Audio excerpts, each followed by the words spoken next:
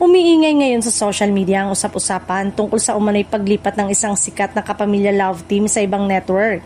Maraming netizen ang nabigla matapos kumalat ang mga espekulasyon na posibleng may malaking pagbabago sa career direction ng naturang tambalan. Ayon sa ilang showbiz observers, nagsimula ang haka-haka matapos mapansin ng fans ang tila pagiging tahimik ng love team pagdating sa bagong proyekto. Dahil dito, marami ang nagtatanong kung may nilulutong major career move na maaaring ikagulat ng kanilang supporters.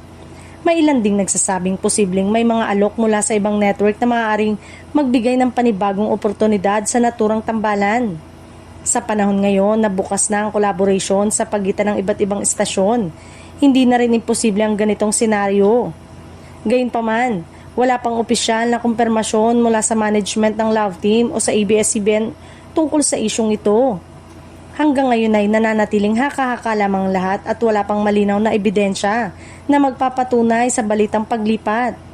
Samantala, marami sa kanilang loyal fans ang nagpahayag ng suporta anuman ang maging desisyon ng kanilang iniidolo.